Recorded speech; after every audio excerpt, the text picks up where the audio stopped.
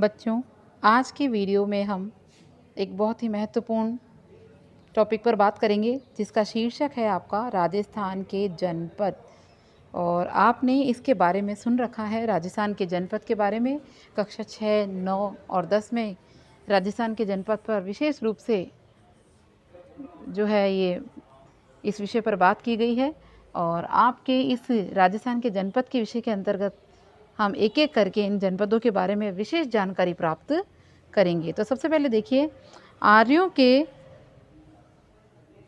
राजस्थान के जनपद की बात कर रहे हैं हम। आर्यों के प्रसार के अंतर्गत, ठीक है, और उसके पश्चात भारत के अन्य भागों की भांति राजस्थान में भी अनेक जनपदों का उदय हुआ, विकास हुआ और पतन हुआ। बौद्ध साहित्य आपने सुन रखा है, अंगुत्तर निकाय का नाम मैं बोल चुकी हूँ। बौद्ध साहित्य अंगुत्तर निकाय से हमें 16 महाजनपदों का उल्लेख हुआ है और उनमें भी मत्स्य जनपद आपने नाम सुन रखे हैं, इसलिए आपको अच्छे से समझ में आ जाएगा ये पैराग्राफ। मत्स्य जनपद तो राजस्थान में ही स्थित था, बैराट, अलवर, जयपुर, ठीक है। और राजस्थान के अनेक भाग जैसे कुरु, शूरसेन, अवंती महाजनपदों के अंतर्गत थे, ठीक है। इसके अलावा चित्तौड़ के आसपास का क्षेत्र क्या कहलाता है? चित्तौड़ के आसपास का क्षेत्र जो है वो आपका शिवी जनपद कहलाता है। फिर 327 ईसा पूर्व में सिकंदर के आक्रमणों के कारण अपनी सुरक्षा और अस्तित्व की रक्षा के लिए पश्चिम उत्तर सीमा से कुछ कबीले, कौन कौन से कबीले हैं जो सिकंदर के आक्रमण के कारण अपनी सुरक्षा के लिए आ गए थे? मालव, योद्धे, अर्जुनैन। तो ये 3 आपको ध्यान रखने हैं। ये सिकंदर के आक्रमण से अपनी रक्षा के लिए, अपने अस्तित्व को बचाने के लिए कबीले राजस्थान में आकर बस गए। कौन कौन से? मालव, योद्धे और अर्जुनैन, ये राजस्थान में आकर बस गए। फिर देखिए, मत्स्य जनपद की बात करते हैं सबसे पहले। तो मत्स्य जनपद जो है वो आर्य जन के रूप में, मत्स्य जनपद आर्य जन के रूप में मत्स्य जाति का उल्लेख सर्वप्रथम, मत्स्य जाति का उल्लेख सर्वप्रथम कहाँ हुआ है? सर्वप्रथम मत्स्य जाति का उल्लेख ऋग्वेद में हुआ, जो इसकी प्राचीनता का प्रतीक है, जो इसकी प्राचीनता का प्रतीक है। फिर आप देखिए, 2 उपनिषद की बात करती हूँ मैं, शतपथ ब्राह्मण और कौशिक की, ठीक है। शतपथ ब्राह्मण और कौशिक की उपनिषद है ये। इन दोनों उपनिषदों में मत्स्य जन का उल्लेख मिलता है, शतपथ ब्राह्मण में और कौशिक की उपनिषद में मत्स्य जनपद का उल्लेख मिलता है, ठीक है। फिर देखिए, महाभारत में मत्स्य जनपद की गणना भारत के प्रमुख जनपदों में की गई। अनुमान है कि दक्षिण में इसका विस्तार चंबल की पहाड़ियों तक। मत्स्य जनपद की बात कर रहे हैं हम। क्या बोला मैंने कि शतपथ ब्राह्मण और कौशिक की जो है उपनिषद है, उसमें मत्स्य जन का उल्लेख मिलता है। और महाभारत में भी मत्स्य जनपद की गणना भारत के प्रमुख जनपदों में की गई है, ठीक है। उसके अलावा दक्षिण में चंबल की पहाड़ियों तक इस मत्स्य जनपद का विस्तार है और पश्चिम में पंजाब में सरस्वती नदी के जंगलों तक इसका विस्तार है। इस प्रकार इस प्रदेश में आधुनिक जयपुर, अलवर, धौलपुर, करौली, ठीक है, भरतपुर, जयपुर, अलवर, धौलपुर, करौली और भरतपुर के कुछ भाग जो है वो आपके इस मत्स्य जनपद में आते हैं। महाभारत काल के समय मत्स्य जनपद में राजा था विराट, ठीक है। पांडव जो थे वो अपने अज्ञात काल के समय 1 वर्ष के लिए इस विराट नगर के राजा के यहीं पर ठहरे थे। तो ये आप पढ़ चुके हैं। जिसने जयपुर से 85 किलोमीटर दूर विराट नगर बैराठ बसाकर उसे मत्स्य जनपद की राजधानी बनाया। तो जो मत्स्य नगर जनपद का जो राजा है विराट, उसी ने जो है वो इसको बसाया। फिर देखिए, इन्हीं का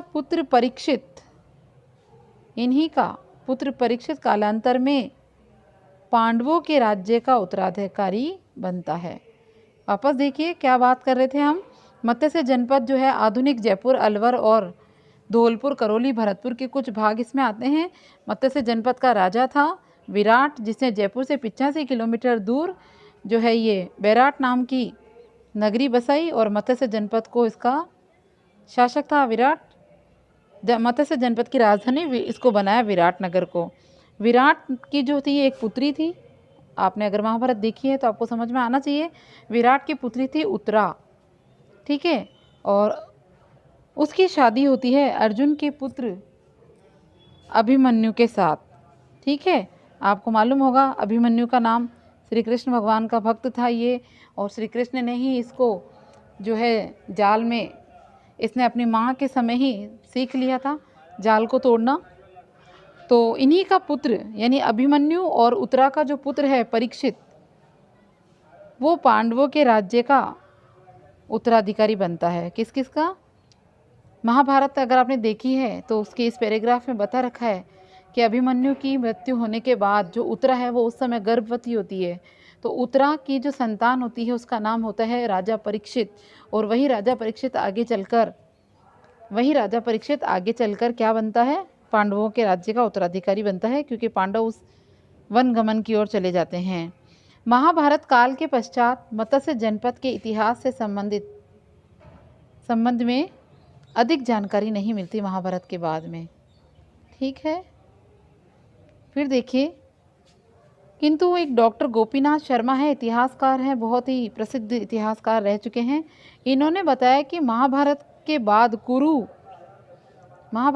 कुरुवंश और यादव जनपद जो है वो निर्बल हो गए, कमज़ोर हो गए, और शक्तिशाली जनपदों की निर्बलता का लाभ उठाकर, ठीक है, इन शक्तिशाली जनपदों की निर्बलता का लाभ उठाकर मत्स्य राज्य जो था वो शक्तिशाली हो गया, क्योंकि कुरु और यादव जो थे वो कमज़ोर हो गए, और मत्स्य जनपद ने इनकी कमजोरी का फ़ायदा उठाया और इन पर अधिकार कर लिया, और उसकी राजधानी मत्स्य नगर की राजधानी विराट नगर की समृद्धि में और वृद्धि हुई।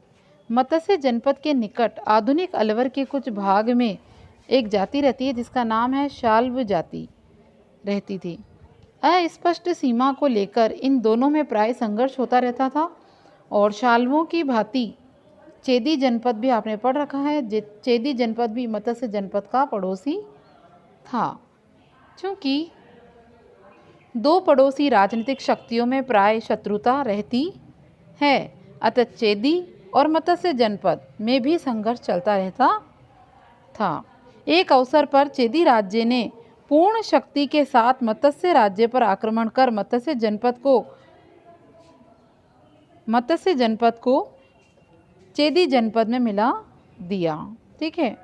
अनुमान है कि मत्स्य जनपद अधिक समय तक चेदी जनपद के अधीन नहीं रहा, और कुछ समय बाद ही उसने अपनी स्वतंत्रता पुनः प्राप्त कर ली। चेदी जनपद जो है ज़्यादा समय तक अधीन नहीं रहा, और इसने चेदी जनपद ने फिर से युद्ध करके, संघर्ष करके और अपने आप को स्वतंत्र करवा लिया। समझ में आया? कुछ समय बाद ही मत्स्य जनपद मगध की साम्राज्यवादी नीति का शिकार हो गया, और आपको पता ही है मगध के बारे में तो, क्योंकि मगध ने अपने शक्तिशाली होने का दावा किया है, छोटे छोटे जनपदों को अपने अंदर मिला लिया, और मगध की राजधानी पाटलिपुत्र आपको पता है, और इसके बाद इसका जो महापद्मनंद है वो इसका राजा होता है। तो मत्स्य जनपद मगध की साम्राज्यवादी नीति का शिकार हो गया, और मगध के सम्राटों ने भारत के अन्य जनपदों की भांति मत्स्य जनपद को भी जीतकर मगध साम्राज्य में शामिल कर लिया। मौर्यों के शासनकाल में मत्स्य जनपद मौर्य साम्राज्य के अंतर्गत था, ठीक है। मत्स्य जनपद की राजधानी उसका नाम है विराटनगर, और यहाँ से अशोक का शिलालेख, भाब्रू शिलालेख और अन्य मौर्य युगीन अवशेष इस तथ्य की पुष्टि करते हैं।